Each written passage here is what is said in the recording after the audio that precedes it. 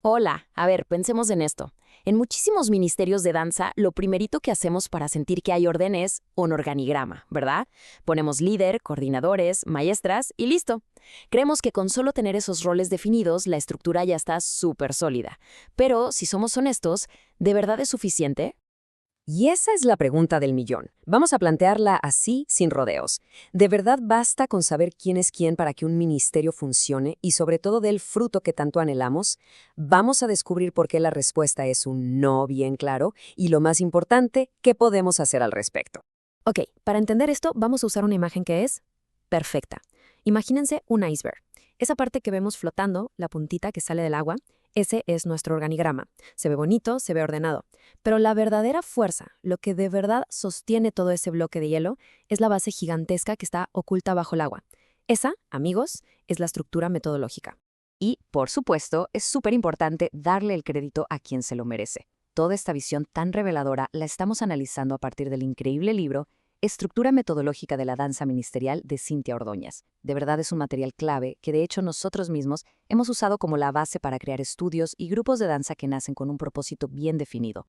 Muy bien, ahora sí, vamos a desglosar estas dos estructuras.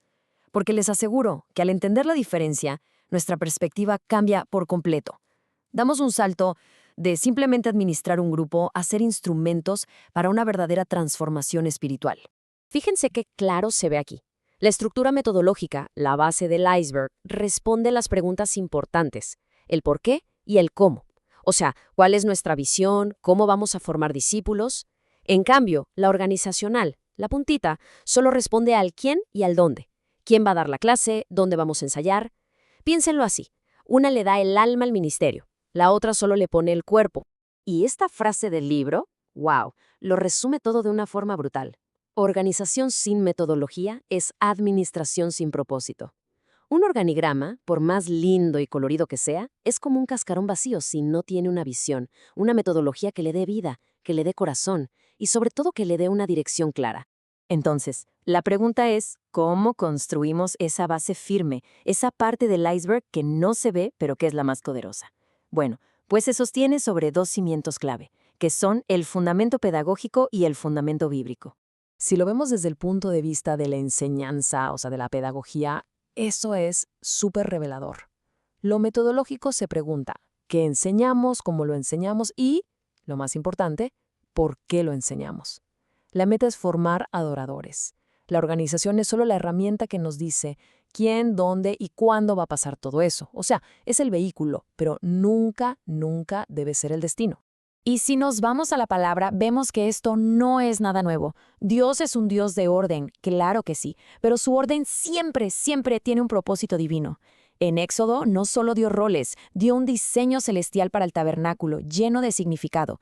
En 1 Corintios nos habla de un cuerpo con muchos miembros, sí, pero todos unidos en una sola visión. El orden de Dios siempre apunta a una meta espiritual mucho más grande. Ok, para que todo esto quede todavía más claro, vamos a poner un ejemplo práctico. Vamos a comparar dos ministerios que, a simple vista, podrían parecer muy similares, pero que en sus resultados son, bueno, como el día y la noche. Primero, conozcamos al Ministerio A. En apariencia es perfecto. Tienen su organigrama, sus horarios bien definidos, uniformes iguales para todos. Su actividad principal, ensayar coreografías, una y otra vez. Hay mucho movimiento, mucho esfuerzo, mucho trabajo. Pero, ¿cuál es el resultado de fondo? Mucho cansancio y poco fruto espiritual. Se forman danzantes excelentes, de esos que se saben los pasos a la perfección, pero no necesariamente se forman discípulos de Jesús. Es pura actividad que no está llevando a una transformación real en el corazón. Y ahora veamos el Ministerio B. Ellos también tienen orden, claro, pero su enfoque es totalmente diferente. Para ellos, cada clase es una oportunidad para discipular. Los líderes no están ahí para cuidar un puesto, sino para servir a una visión más grande. Y la creatividad no nace de la presión de montar algo, sino de una conexión real con Dios. ¿Y el resultado? Pues es otro mundo. El Ministerio B no solo produce danzas bonitas, sino que forma personas, forma adoradores íntegros, con carácter, con una visión clara de para qué fueron llamados y sobre todo con la unción del Espíritu Santo respaldándolos. El fruto es evidente, y es un fruto que permanece. Este enfoque metodológico es en realidad un paso más allá. Es una forma más completa, más bíblica y más madura de entender lo que hacemos. es atrevernos a dejar lo superficial para construir algo que de verdad vaya a perdurar. Y esta visión tan completa se sostiene sobre 4 pilares. El pilar espiritual, que es el fundamento de todo. El pedagógico, que nos da el cómo formar. El ministerial, que es donde entra el orden organizacional con propósito. Y el creativo, que es la expresión artística de todo lo demás. ¿Se dan cuenta?